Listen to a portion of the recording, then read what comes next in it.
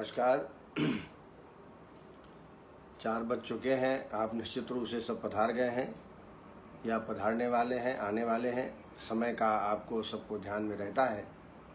पुनः सबको नमस्कार। कल हम लोगों ने हाइपर पिट्यूटरिज्म के बारे में चर्चा की थी और इसके कारण क्या क्या तकलीफ़ें हो सकती हैं, कितने प्रकार के हो सकते हैं, इसके बारे में कल चर्चा की थी। आज कास कफिंग इस पर चर्चा करेंगे।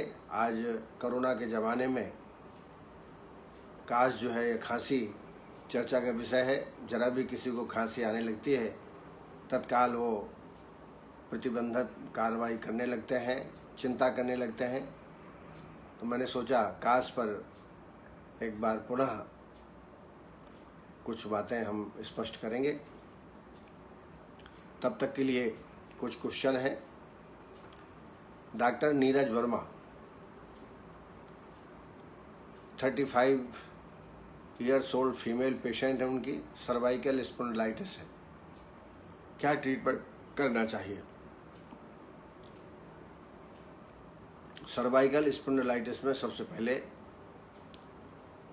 मृदु शोधन करा दें। तीक्ष्ण शोधन कराने की आवश्यकता नहीं है। कैस्टर ऑयल 30 ml प्रातःकाल दुग्ध के साथ पिला दें। पेट खाली होना चाहिए। इसके पश्चात सर्वाइकल स्पॉन्डिलाइटिस में ग्रीवावस्थी लॉन्गिट्यूडनल आकृति का उड़ददार का घेरा बनाते हैं, लॉन्गिट्यूडनल आकार का 2 अंगुल का, और उसमें सहचर तैल या दशमूल तैल या मुरुवन्ना तैल भरते हैं। इसको हम बोलते हैं ग्रीवावस्थी। इसका धारण काल लगभग 45 मिनट होना चाहिए और ग्रीवावस्थी के पश्चात पत्रपिंड श्वेद। पत्रपिंड श्वेद में एरंडपत्र, निर्गुंडी और अर्क, अड़ूसा, इन सबको मिला के कट कर लें, बारीक कूट लें और इसको छौंक लगा करके बढ़िया जैसे सब्जी पालक की बनाते हैं वैसा पाक करें। लुगदी जब बनने लगे तो इसकी 2 पोटली बना करके और इसके माध्यम से सेक करें। गरम मोटे तवे में तेल डाल दें, थोड़ा करीब 50 ml, और उसमें डुबो करके अभ्यंग सहित सिकाई करना है। ये पत्रपिंड श्वेद है, बड़ा लाभकारी चिकित्सा है ये। ऐसे पेशेंट में एरंडमूल आदि वस्ती अथवा दशमूल आदि वस्ती का उपयोग कराएं। लगभग 16 वस्ती देवें। इससे सर्वाइकल स्पॉन्डिलाइटिस में बहुत अत्यधिक पेशेंट में आराम मिलेगा। साथ में कंधे की एक्सरसाइज, शोल्डर जॉइंट की एक्सरसाइज, ग्रीवा की एक्सरसाइज हल्के हल्के करते रहना चाहिए। औषधियों में आम वातारी रस 250 मिलीग्राम, एकांग वीर रस 125 मिलीग्राम, बृहदवाद चिंतामणि 60 मिलीग्राम। ये 1 पुड़िया सुबह और शाम को शहद के साथ देवें। महारासनादि क्वाथ 20 ml, 10 ml कैस्टर ऑयल इसमें मिला दें और भोजन के 1 घंटे बाद दोनों टाइम इसका सेवन काढ़े का करावें। महायोगराज गुगुलू और सिंहनाथ गुगुलू 2-2 गोली दिन में 2 बार पानी के साथ से देवें। इतना ट्रीटमेंट आप लगातार 2-3 महीना करेंगे, पेशेंट बिल्कुल ठीक हो जाएगा। डॉक्टर नेहा साहू, उनका पेशेंट एक है ग्रेट टो में नेल में यानी अंगूठे में फंगल इन्फेक्शन हो गया है 3-4 साल से। यही प्रश्न लगभग लक्ष्मण पुरोहित जी का है। पैर के अंगूठे के नाखून के नीचे बार बार इन्फेक्शन हो जाता है। मुझे लगता है यह भी फंगल इन्फेक्शन ही है। ऐसे पेशेंट में पैर को नाखून सहित निम्न पत्रक्वाथ या निम्न छाल क्वाथ से प्रक्षालन करें। प्रतिदिन दिन में 2 बार प्रक्षालन करें। प्रक्षालन के पश्चात फिर इसमें गंधक द्रुति लगाएं। गंधक द्रुति बहुत ही उपयोगी है। दिन में 2-3 बार इसका प्रयोग आप गंधक धूर्ति का लगाएं। बाजार में उपलब्ध है, नहीं तो आप खुद बना सकते हैं गंधक धूर्ति। मैंने कई बार बताया है इसकी विधि बनाने की। एक और इसमें बड़ा अच्छा योग है। हरी हरी नीम के पत्ते तोड़ लें और एक आर्टिफिशियल चूल्हा ईंट का बनाएं और किसी माध्यम से हरी पत्ती को प्रज्वलित करें। इससे धुआं निकलेगा हरा हरा। इसको कलेक्ट करना है। कलेक्ट करने का तरीका यह है, पीतल की थाली में पानी भर दें और चूल्हे को ऊपर रख दें। जब धुआं पीतल की थाली को स्पर्श करेगा तो चूँकि पानी भरा है तो धुआं जम जाएगा और पीतल की थाली में धुआं एकत्रित हो जाएगा। इसको आप एकत्रित करके किसी डब्बी में या डब्बे में रख लीजिए और इस धुएं को आप इन्फेक्टेड जगह में लगाएंगे दिन में 2 बार। पहले नीम पत्र को हाथ से प्रक्षालन करने के पश्चात। इससे भी तत्काल 1 हफ्ते के अंदर आराम प्राप्त होता है। इसके अलावा जात्यादि घृत का भी उपयोग किया जा सकता है। इससे भी काफ़ी लाभ प्राप्त होता है। एक टेक्जिमा ऑइंटमेंट आता है चरक का, मोहा लोशन में घोल करके थोड़ा मिला करके, और ये भी 2-3 बार दिन भर में लगाया जा सकता है। औषधियों में पंचनिम्ब चूर्ण या पंचनिम्ब बटी, महामंजिष्ठारी घनबटी 2-2 गोली दिन में 2 बार इसका सेवन कराएं। महामंजिष्ठारी को 4 चम्मच, 4 चम्मच दवाई, 4 चम्मच पानी भोजन के बाद दोनों टाइम।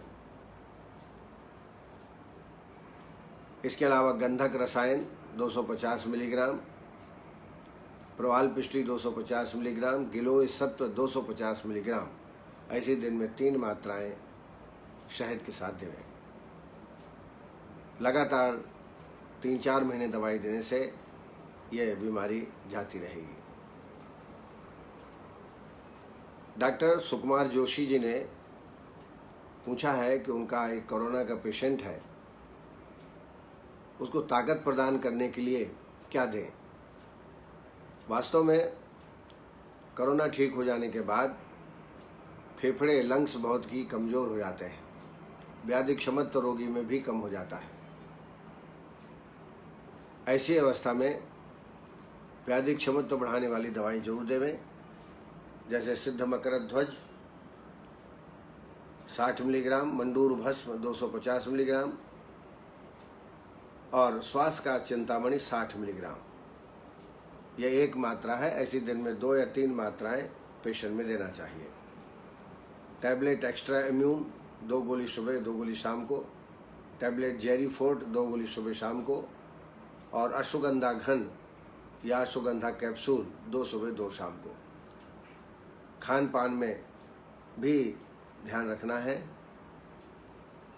घी दूध का प्रयोग अच्छी तरह वो करें, उसमें कोई तकलीफ नहीं है। और योगाभ्यास, सूर्य नमस्कार, प्राणायाम, ध्यान आदि का भी किसी जानने वाले से सीख लें और ये जरूर करें। साथ में जो आयुष काढ़ा है उसका सेवन आप करते रहें निरंतर, क्योंकि ऐसा देखा गया है कि कोरोना होने के बाद ठीक हो गया पेशेंट, लेकिन पुनः कोरोना उनको हो जाता है।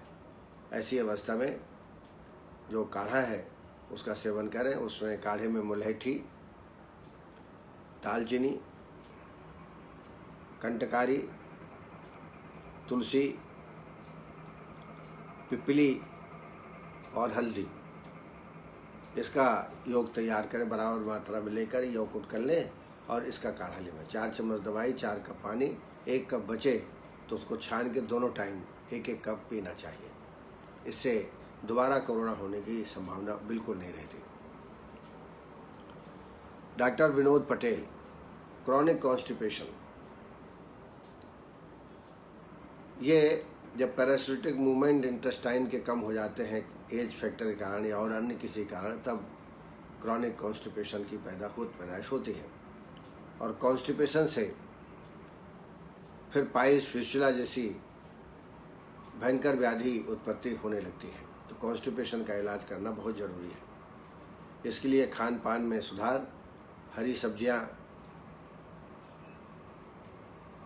हरे पत्ते वाली सब्जियां, लौकी का सेवन ज़्यादा मात्रा में करें, फल फ्रूट खाएं, बेसन मैदा या गरिष्ठ भोजन का सेवन बिल्कुल न करें। सर्वप्रथम दीपन पाचन हेतु लंघन पाचन के लिए पंचकोल काढ़ा 4-5 दिन देवें, 30 ml खाली पेट में दोनों टाइम, या त्रिकट चूर्ण का भी सेवन कर सकते हैं, या लवण भास्कर अष्टांग लवण का भी प्रयोग किया जा सकता है। निरामावस्था प्राप्त करने के पश्चात त्रिफला घृत से आभ्यंतर स्नेहपान कर लें। आभ्यंतर स्नेहपान करने के बाद 3 दिन वाह्य अभ्यंग और वाह्य स्वेदन, इसके बाद विरेचन करा लें। तीक्ष्ण विरेचन इसमें कराना है। विरेचन करने के बाद संसर्जन क्रम, और उसके पश्चात वस्ती कोर्स भी इसमें लगाएं। क्रमशः एक अनुवासन आस्थापन 16 वस्तु का प्रयोग करें। अनुवासन के रूप में आप मूर्छित तेल या नारायण तेल का प्रयोग कर सकते हैं, और निरोह वस्ती रूप में एरंडमूल आदि वस्ती का प्रयोग आप करें। इससे निरंतर कर लगभग 16 वस्ती देवें। इससे मूवमेंट चालू हो जाएगा, जो पैरासिटिक मूवमेंट है वो कंटिन्यू हो जाएंगे और कॉन्स्टिपेशन जाता रहेगा। फिर भी यदि दोबारा या परेशानी करे कॉन्स्टिपेशन, तो ऐसी अवस्था में रात्रि में एरंड भ्रष्ट हरित की 2.5 ग्राम ले लिया करें। हरित की एडिक्शन क्रिएट नहीं करती और इसका प्रयोग आप नित्य प्रतिदिन कर सकते हैं। खान पान में परहेज रखें। योगाभ्यास और टहलना मत भूलें, क्योंकि पेट के जो मसल्स हैं उनका एक्टिव होना बहुत ज़रूरी है। यदि आप बैठे रहेंगे, लेटे रहेंगे, तो गति नहीं होगी और ये परिणाम आपको भुगतना पड़ सकता है। इसलिए सूर्य नमस्कार, योगाभ्यास, प्राणायाम और पैदल घूमना ये बहुत ज़रूरी है। ख़ास तौर से जो सीनियर सिटीजन्स हैं उनमें कॉन्स्टिपेशन की शिकायत आम होती है, तो उनके लिए बहुत आवश्यक है ये एक्सरसाइज, घूमना आदि का प्रयोग करना प्रतिदिन। डॉक्टर दीप्ति पाथरकर, उन्होंने पूछा है कि एक दिन शिरोधारा कराते हैं, बाकी 5 दिन नस्य कर्म कराते हैं, तो ये ठीक रहेगा? तो पेशेंट के ऊपर है। पेशेंट की काउंसलिंग आप इस प्रकार करिए कि लगातार शिरोधारा कम से कम 11 दिन करें, तो उसमें लाभ की गुंजाइश है। 11 दिन शिरोधारा करने के पश्चात फिर 11 दिन नस्य कर्म करें। ऐसा 2-3 कोर्स करेंगे तो अपेक्षित लाभ प्राप्त होगा। अब पेशेंट यदि तैयार नहीं है, तब जो आपने सजेशन दिया है कि 1 दिन शिरोधारा और 5 दिन नस्य कर्म करें, तो ठीक है, करिए।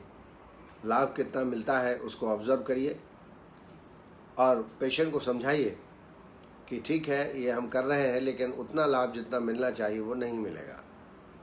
तो लगातार शिरोधारा 11 डेज और फिर बाद में नस्य कर्म 11 डे टू 21 डेज तक नस्य कर्म आप कर सकते हैं। It depends on the disease और रोगी बलवान होना चाहिए, रोगी समझदार होना चाहिए और पंचकर्म के प्रति उसका विश्वास होना चाहिए।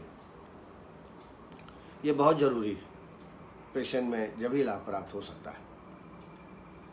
डॉक्टर नेहा साहू, उन्होंने डायलेट मिनार्क के बारे में पूछा है। ये डायलेट मिनार्क बहुत ही कम प्राप्त होता है, लेकिन कभी कभी मिलता भी है, तो इसका ट्रीटमेंट भी हम कर सकते हैं। इसको डायलेट प्यूबरिटी भी कह सकते हैं। डायलेट प्यूबरिटी, जब ब्रेस्ट का डेवलपमेंट 13 वर्ष की लड़कियों में नहीं होता तथा पीरियड्स भी 16 वर्ष तक की गर्ल्स को नहीं आते हैं, ऐसे केसेस डायलेट मेनार्क के अंतर्गत आते हैं। ये लक्षण 8 वर्ष आयु से 14 वर्ष तक की बच्चियों में प्राप्त हो सकता है।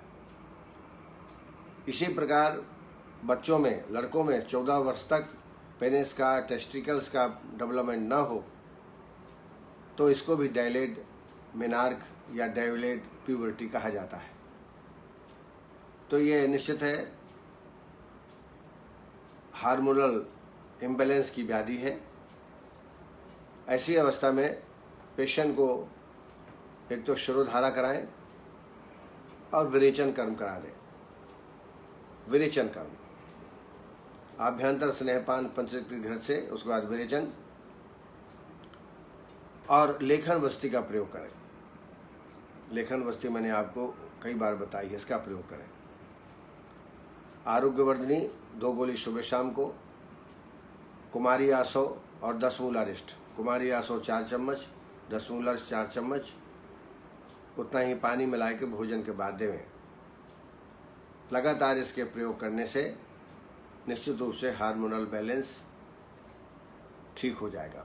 इसका प्रयोग आपको करना चाहिए। इसके अलावा शिलज इत्यादि लौह, शोथारी लौह और पुराल पिष्टी 250-50 मिलीग्राम लेकर के 1 पुड़िया सुबह शाम शहद के साथ आप सेवन करा सकते हैं। Doctor Chaitali Signe, lumbar hernia. Lumbar hernia वास्तव में बहुत ही अनकॉमन है, बहुत ही कम मात्रा में मिलता है। Lumbar hernia is the protrusion of the intra peritoneal और extra peritoneal contents through a defect of the posterolateral abdominal wall. Posterolateral abdominal wall जो लंबर रीजन में है, जब वो वीक हो जाती है तो पेट के अंदर इंट्रा पेरिटोनियल और एक्स्ट्रा पेरिटोनियल के जो अंग हैं वो उसमें प्रोट्रूजन होने लगता है। जैसे अम्बलाइकस में जब इंटेस्टाइन ऊपर आने लगती है तो एक प्रोट्रूजन पैदा होता है, वैसा ही पोस्टीरियर लेटरल एब्डोमिनल वॉल में भी हो सकता है। But it is very common. जैसा मैंने बताया, लंबर हर्निया, जिसको एब्डोमिनल वॉल हर्निया भी कहते हैं, ये बहुत कम मात्रा में मिलता है। लेकिन अगर प्राप्त हो तो इसमें विरेचन कर्म करा दें और ऐसे आहार विहार का सेवन कराएं जो कॉन्स्टिपेशन ना करें,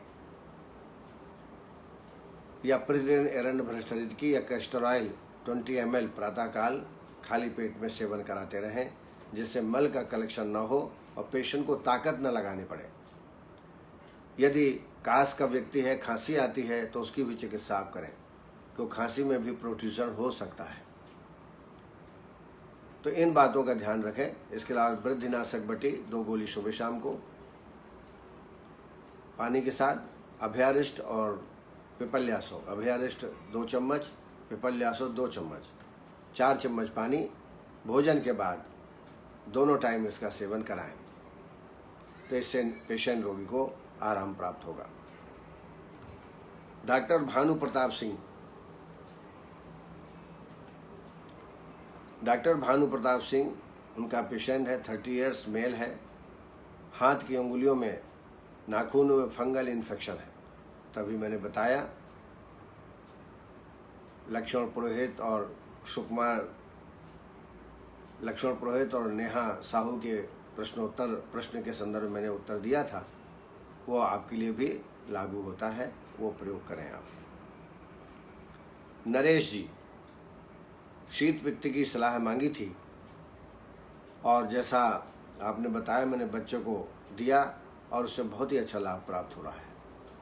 निश्चित रूप से यदि आप चिकित्सा सिद्धांत को अपनाएंगे, अभ्यंगा कटुक तैलम च सोयदस्य स्नोह वारिणाः तथा शुभम कार्यम पटोलारिष्ट वासिकई है त्रिफलापुर कृष्णाभिब्रेक से प्रशस्यते। ये शीत पित्त का लाइन ऑफ ट्रीटमेंट है। आपने इसका पालन किया, पेशेंट को निश्चित रूप से आराम प्राप्त हुआ है, तो आपको बहुत बहुत साधुवाद, धन्यवाद। डॉक्टर दीप्ति पाथरकर, उन्होंने कंपवात की चिकित्सा के बारे में पूछा है। शिरोधारा, शिरावेद उनको हमने कराया और 80% उनको लाभ प्राप्त हो रहा है।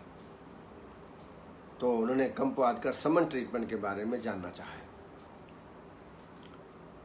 कंपवात जिसमें ट्रेमर्स आते हैं, सेनाइल ट्रेमर्स भी कंपवात के अंतर्गत है, और पार्किंसंस डिसीज में भी ट्रेमर्स पाए जाते हैं, अतः इसको भी कंपवात के अंतर्गत हम ले सकते हैं। जैसा कि आप जानते हैं, Parkinson's basal ganglion substantia nigra जो एक्स्ट्रा पिरामिडल के सेल्स हैं उसकी व्याधि है, अनकंट्रोलेबल व्याधि है, असाध्य है। आधुनिक चिकित्सा में इसका कोई इलाज नहीं है। मेंटेनेंस के लिए इंडोपा सिंडोपा देते हैं, उससे पेशेंट को राहत प्राप्त होती रहती है। आयुर्वेद में इसमें ब्रूहण चिकित्सा अपेक्षित है।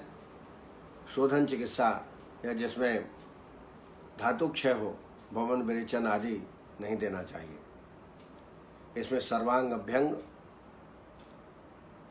सर्वांग स्वेद, सर्वांग धारा, षष्टिकशाली स्वेद, तिलमासपिंड स्वेद, शिरोधारा, शिरोपिचु धारण, शिरो अभ्यंग, शिरोवस्ती आदि का प्रयोग इसमें करना चाहिए। संशमन की दृष्टि से योगेंद्र रस 60 मिलीग्राम, वात कुलांतक 60 मिलीग्राम, शिलाजित्यादि लौह 250 मिलीग्राम, मुक्ता प्रवाल पंचामृत 125 मिलीग्राम, ये एक मात्रा है। ऐसे दिन में 2 मात्रा शहद के साथ आप सेवन कराएं लगातार। इसके अलावा इसमें अश्वगंधा चूर्ण 100 ग्राम, केवांच बीज चूर्ण 100 ग्राम, दोनों को मिला लें और 1-1 चम्मच दिन में 2 या 3 बार दुग्ध के साथ या पानी के साथ पेशेंट में सेवन कराएं। इसमें शुद्ध शिलाजीत का भी प्रयोग बहुत अच्छा है। 500 मिलीग्राम शुद्ध शिलाजीत, आधा कप दूध गर्म ले लें, उसमें घोल करके दोनों टाइम पेशेंट को देना चाहिए। इससे रोगी को निश्चित रूप से लाभ होता है। एक और अनुभूति योग है भीमसेनी कपूर। भीमसेनी कपूर 500 मिलीग्राम, इसको बारीक पीस करके इसमें शुद्ध घृत 10 ग्राम मिला करके दिन में 2 बार इसका सेवन कराएं, तो इससे निश्चित रूप से कंपवात में आराम प्राप्त होता है। स्निग्ध उद्वर्तन भी इसमें लाभप्रद है। स्निग्ध उद्वर्तन, अश्वगंधा, केवांच बीज, मुलैठी और शतावरी, इन चारों का चूर्ण बना करके शुद्ध घृत में मिला करके और पेशेंट में उद्वर्तन करें, इससे भी पेशेंट को लाभ प्राप्त होता है। इसके अलावा टैबलेट, नियो कैप्सूल, परसिन्यूरान, इनका भी प्रयोग आप अपेक्षाकृत कर सकते हैं। इसमें ब्राह्मी अवलेह का रोल बहुत अच्छा है। ब्राह्मी अवलेह 1 चम्मच सुबह शाम आप देवें, इससे भी रोगी को लाभ प्राप्त होता है। इसके अलावा अश्वगंधारिष्ट 4 चम्मच दवाई, 4 चम्मच पानी, भोजन के बाद इसका सेवन कराएं। तो इस तरीके से जो मेरे पास प्रश्न आए थे मैंने उत्तर देने का प्रयास किया है। आशा है आप सेटिस्फाइड होंगे। यदि कोई शंका हो तो पुनः आप पूछ सकते हैं। हमारे साथ विद्वान चिकित्सक जुड़े हुए हैं, वह है डॉक्टर कमलेश गुप्ता, वैद्य Dharmendra Mishra ji, doctor Prakash Singh, doctor Rekha Verma, doctor Manoranjan Sahu,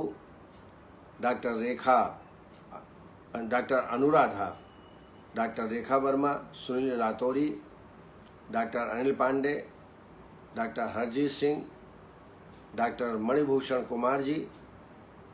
मैं बता चुका हूं कि बहुत अच्छे प्रैक्टिशनर हैं पटना के। डॉक्टर उषा तबानी, ये प्रारंभ से इस कार्यक्रम से जुड़ी हुई हैं। डॉक्टर रंजीत गुप्ता जी, डॉक्टर प्रदीप मानवी, डॉक्टर योगेश महाजन। योगेश महाजन का प्रश्न है ओबेसिटी में विडंग का प्रयोग। ओबेसिटी में विडंग का प्रयोग अपेक्षित है, क्योंकि लेखन है, लेखन भी है और मेदनाशक है, इसलिए लेखन वस्तु में या जो लेखन चूर्ण हम देते हैं उसमें विडंग चूर्ण का प्रयोग किया जाता है। उष्ण स्वभाव का उष्णवीर्य है, इसलिए मेद को गलाने वाला होता है और हल्का परगेटिव भी है, इसलिए मेदस्वी व्यक्तियों में ओबेसिटी में विडंग का प्रयोग करना चाहिए 5 से 10 ग्राम की मात्रा में। Doctor Bhanu Pratap ji, doctor Varun Shah, doctor Kulbhushan Haseja ji, doctor Shilpa Palaskar, doctor Bhukya Ravi, doctor Laxman Rajput, doctor Sukumar Joshi और वरिष्ठ चिकित्सक Vandana Pathak ji, doctor Saloni Gupta, doctor Balvinder Singh, doctor Rachna Jaiswal, doctor Nisha Joshi, doctor Sonal Patel ji, doctor Sanjay ji, doctor Lokesh Sharma ji, doctor Paresh Manya, doctor Brajesh Mishra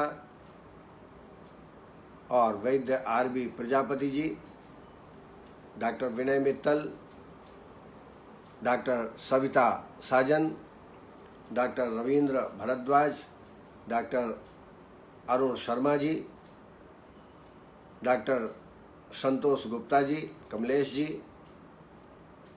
doctor Savita Patil ji, doctor Chandrakala GS., Giriraj Prasad ji, Shiv Dwivedi ji, ये हमारे चिकित्सक इस ज्ञान गंगा में डुबकी लगाने हेतु हमेशा उपस्थित रहते हैं।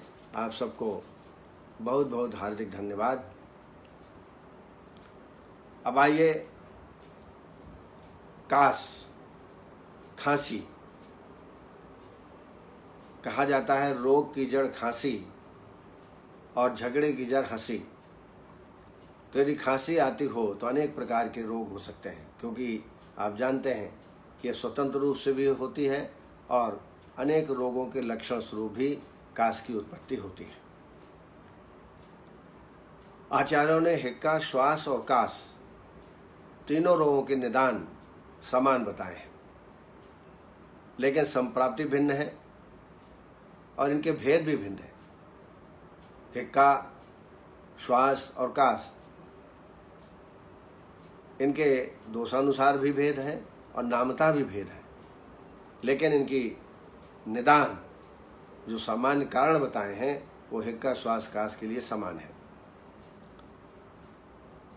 जब प्राणवायु उदान वायु से मिलकर कंठ से वेग के साथ बाहर निकलती है, तब को शब्द के साथ कास को उत्पन्न करती है। और जैसे मैंने बताया, यह स्वतंत्र रोग के रूप में भी मिलती है कास और लक्षण स्वरूप भी प्राप्त होती है। इसके जो निदान है, अधिक समय तक धूल, धूप, रज आदि का सेवन करते रहना, अति व्यायाम करना, अति रूक्षान्न सेवन, भोजन का बीमार गमन, छींक आना और वेग का धारण करना, इसके कारण कास की उत्पत्ति होती है। रजसा धूमवाताभ्याम शीतस्थानाम्बु सेवनात् व्यायामाद ग्राम धर्माद रूक्षान्न विषमासनात्, ये इसके कारण बताए गए हैं। इसकी संप्राप्ति देखें तो जो भी निदानों की चर्चा की, उनका निरंतर सेवन करना, प्रकुपित प्राणवायु उदानानुगत होकर वेग के साथ टूटे कांसे के बर्तन के समान आवाज बाहर निकलता है और इसी को कास या खांसी बोलते हैं। प्राणो हृदानानुगता प्रदुष्टा सभिन्न कांसस्य स्वर्ण तुलघोष निरेति वक्त्रात् सहसा दोषो मनीषवी कास इति प्रतिष्ठा, ये इसकी संप्राप्ति है। इसके पूर्व रूप में मुख और गले में सूख होने की अनुभूति, ऐसा लगता है कुछ अटक गया है।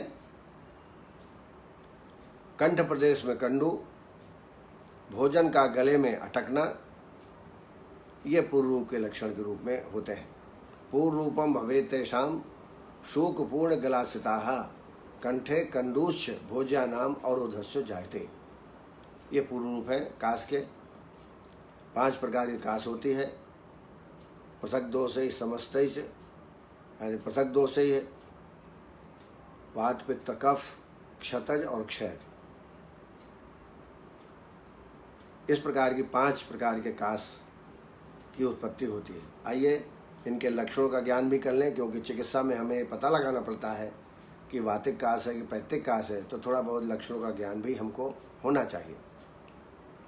वातिक काश। वातिक काश में हृदय, पार्श्व प्रदेश, वक्ष और सिरा प्रदेश में शूल का होना, मुख मालिन्य, बल, स्वर और ओज का क्षय होना, काश का निरंतर वेग से आना, स्वर भेद की उत्पत्ति, और इसमें शुष्क काश आती है, कफ नहीं निकलता है। अन्न पाक के पश्चात काश में वृद्धि, यह वातिक काश के लक्षण है। पैत्तिक काश में उराह प्रदेश में दाह की अनुभूति, मुख में शोष, स्वाद तिक्त जैसा महसूस होगा, तृष्णा अधिक लगेगी, वमन हो सकता है, जलन होती है छाती में, और ज्वर भी हो सकता है। ये पैत्तिक काश के लक्षण है। कफज काश में अरुचि, स्निग्ध गाढ़ा कफ निकलता है, अपच होता है, उत्क्लेश होता है, और इसमें वेदना नहीं होती है। इससे हम समझ सकते हैं कि कफज काश है। अब आइए क्षतज और क्षयज। क्षतज काश अरुचि, शुष्क पहले सूखी खांसी आती है और उसके बाद रक्त स्ठीवन होने लगता है, रक्त निकलने लगता है। कंठ प्रदेश और उराह प्रदेश में वेदना होती है, सुई चुभने जैसी वेदना, ज्वर, श्वास, तृष्णा और पारावत कूजन, जो पारावत जैसी आवाज़ निकलता है वैसी आवाज़ निकलती है। स्वर भेद और पर्व भेद, जोड़ों में दर्द होता है। सपूर्व कास्ते शुष्कम तथा स्ठीवित शोणितम, कंठेन रुजता अत्यर्थ विरुग्णन एवं चोरसः, सूची भी तीक्ष्णा भी तुद्यमानेन शूलः, दुख स्पर्शेन शूलेन भेद पीड़ा भी तापिनः, पर्व भेद जुरा श्वासा तृष्णा वैशूर्य पीड़िताः, पारावत इवा कूजन काश वेगात क्षतोद्भवात। ये 6 जन्य काश के लक्षण हैं। क्षतज जन्य। क्षय जन्य के देखें तो पूयुक्त रक्त की प्रवृत्ति, और इसमें दुर्गंध आएगा, कफ का स्ठीवन बार बार होगा,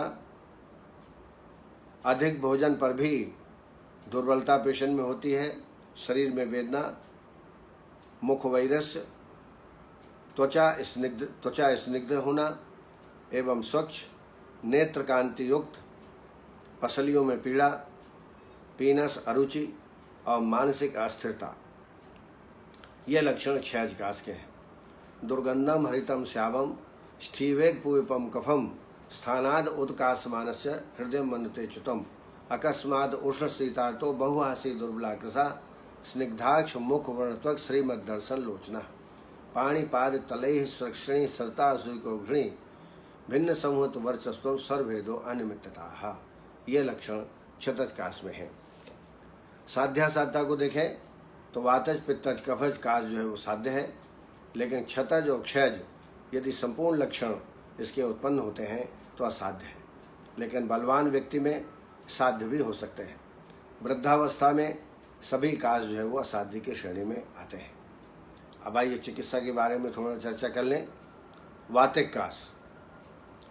वातिक काश में स्नेह का प्रयोग, जैसे दशमूल तेल का प्रयोग करना चाहिए अभ्यंतर, वस्ती के रूप में भी दशमूल तेल का प्रयोग 30 ml की मात्रा में आप करें, और पेय, क्षीर आदि जो ब्रह्मण द्रव्य हैं उनका सेवन इसमें करना है। स्वेदन के रूप में नाड़ी स्वेद, विबंध हो तो अनुवासन बस्ती लगाएं। अनुवासन बस्ती दशमूल तेल की 30 ml भोजन के बाद दोनों टाइम। अपान विकृति, अपान विकृति अपान वायु की विकृति हो तो ऐसे में स्नेह पान कराएं। रुक्षस्य अनर्जम कासम आदौ स्नेही हो पाचरेत सर्पभी बस्तिभी पे आयुष क्षीर सारभी। ये लाइन ऑफ ट्रीटमेंट है वातिक कास का। पैत्तिक का यदि पित्त का अनुबंध है, पित्त का अनुबंध है, पैत्त के सकफे कासे बमनम सर्वसाम तथा मदन काश्मर बधुक तथा जलई है। अगर पित्त का अनुबंध है तो विरेचन कराना चाहिए। वातिक कास में जो औषधियाँ हैं उसमें चंद्रामृत रस 125 मिलीग्राम, लक्ष्मी विलास रस 125 मिलीग्राम, श्रृंग भस्म 250 मिलीग्राम, ये ऐसी एक मात्रा है। दिन में 2-3 मात्राओं का सेवन शहद के साथ कराएं। दूसरा योग है चंद्रामृत रस 125 मिलीग्राम, लघु बसंत मालती रस 125 मिलीग्राम और सीतोपलादी चूर्ण 2.5 ग्राम। ये दिन में 3 मात्राएं शहद के साथ इसका सेवन कराएं। शुष्क काश होती है तो इसमें एलादी बटी को चूसें, वासादी बटी और सीतोपलादी चूर्ण का बार बार प्रयोग करें 5-5 ग्राम, दिन में 3 मात्रा। आभ्यंतर स्नेहपान के लिए त्रियुष्णादि घृत का सेवन करें। अगस्त हरित की रसायन ये भी बड़ा उपयोगी है, 1-1 चम्मच सुबह शाम इसका सेवन करें। इसके अलावा एक क्वाथ है जिसमें मुलैठी, कंटकारी और गिलोय, मुलैठी, कंटकारी और गिलोय, इनका काढ़ा बना करके पेशेंट को पिलाएं वातिक कास में। वातिक कास की तुलना वूपिंग कफ से की जाती है।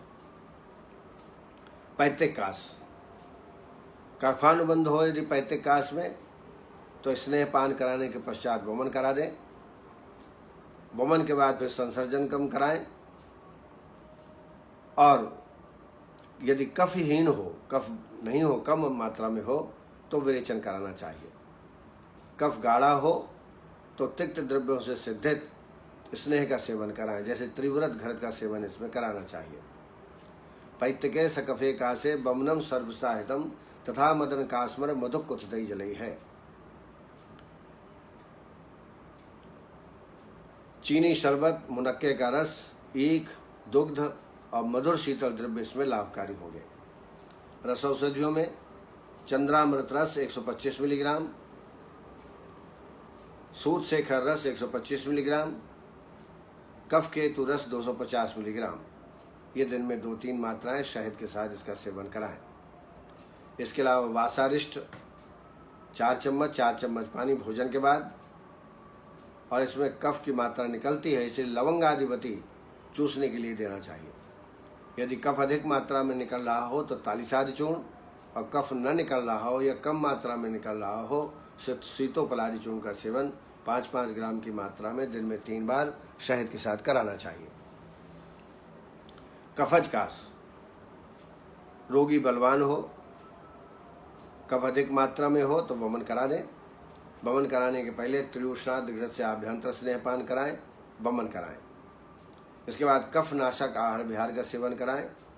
धूम्रपान और पित्तानुबंध होने पर, पित्तानुबंध हो तो निश्चित रूप से विरेचन करा देना चाहिए। ये आपको कफज में आपको ध्यान में रखना है। बलिनम बम नहीं है आदो शोधितम कफकास नहीं है, यवान नहीं है कटु रोग शरण है, कफ अग्निश्चापी उपाचरित है। यह कफज की चिकित्सा सिद्धांत है। अब आइए इसमें रस औषधियाँ क्या लेंगे वो देख लें। तो इसमें कफ कुठार रस 250 मिलीग्राम, चंद्रामृत रस 125 मिलीग्राम और तालिसादि चूर्ण 2.5 ग्राम। ये एक मात्रा है। ऐसे दिन में 3 या 4 मात्राएं शहद के साथ देवें। एक और रस योग है कफज कास के लिए। चंद्रामृत रस 125 मिलीग्राम, अभ्रक भस्म 125 मिलीग्राम, रस सिंदूर 60 मिलीग्राम। ये दिन में 3 मात्राएं इसका सेवन पेशेंट में आप करा सकते हैं। चूसने के लिए गोली लौंगाधिपति, व्योसाधिपति, इन दोनों को मुंह में डाले रहना चाहिए। इससे कफ की मात्रा कम हो जाती है। आश्वारिष्ट में पिपल्या दसमूल क्वाथ का प्रयोग करना चाहिए। दसमूल क्वाथ 4 चम्मच पानी भोजन के बाद। अवलेह में पिपल्यादि लेह इसका प्रयोग करना चाहिए।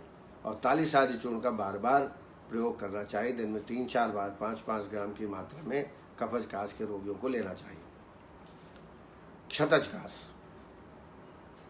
क्षतज कास में मधुर बलवर्धक चिकित्सा करना है, और जो पित्तज कास में चिकित्सा बताई है वही इसमें करना है। रक्तस्राव हो तो घृतपान और यवागु का सेवन कराएं। औषधियों में चंद्रामृत रस 125 मिलीग्राम, प्रवाल पिष्टी 250 मिलीग्राम, लाक्षा चूर्ण 2.5 ग्राम और सितोपलाद चूर्ण 2.5 ग्राम। ये योग जो है दिन में 3 बार शहद के साथ देवें। एलाद मिट्टी चूसने के लिए देवें, दिन में 3-4 बार चूसें। च्यवनप्राश 5 ग्राम दिन में 2 बार या 3 बार। द्राक्षासो 4 चम्मच पानी भोजन के बाद इसका सेवन कराना चाहिए। अब आइए क्षयज कास में। दुर्बल रोगी को सभी लक्षण होने पर असाध्य होता है। बलवान रोगी में प्रत्याख्य चिकित्सा करके चिकित्सा करनी चाहिए। इसमें प्रवाल पिष्टी 250 मिलीग्राम, चंद्रामृत 125 मिलीग्राम, स्वर्ण बसंत मालती 60 मिलीग्राम, ये दिन में 3 मात्रा है इसकी देना चाहिए। इसके अलावा लक्ष्मी विलास रस 125 मिलीग्राम, चंद्रामृत रस 125 मिलीग्राम, तालिसादी चूर्ण 2.5 ग्राम और सिद्ध मकर ध्वज 60 मिलीग्राम, ये 1 मात्रा है। दिन में 2-3 मात्रा शहद के साथ देना चाहिए। इसके अलावा च्यवनप्राश, द्राक्षासो, अश्वगंधारिष्ट का भी सेवन रोगी कराएं। दीपनम ब्रह्मणम चैव स्रोतसाम च विशोधनम वित्यासाद क्षय का सभ्यो बल्यम सर्वहितम भवेत। दीपन, ब्रह्मण और शोधन, ये प्रत्याख्य करके, ये पहले दीपन कराएं फिर ब्रह्मण कराएं, या पहले ब्रह्मण कराएं दीपन कराएं, ऐसा व्यत्यास क्रम से ये चिकित्सा रोगी में करना चाहिए। और जैसा मैंने बताया, क्षतज और क्षयज असाध्य होता है, लेकिन यदि रोगी बलवान है, चिकित्सा आपने समय पे दी है, तो क्षतज क्षयज कास को भी आप जीत सकते हैं। तो इस तरीके से कास के बारे में मैंने अपनी अल्प बुद्धि के अनुसार आपको जानकारी दी। आशा है आपको पसंद आया होगा। अब यहीं पर मैं अपनी वाणी को विराम देता हूँ। कल फिर इसी वक्त आपसे एक नए रोग के साथ मुलाकात होगी। तब तक के लिए आपको नमस्कार, और कार्यक्रम में सम्मिलित होते हैं इसके लिए आपको बहुत बहुत हार्दिक धन्यवाद। जय आयुर्वेद।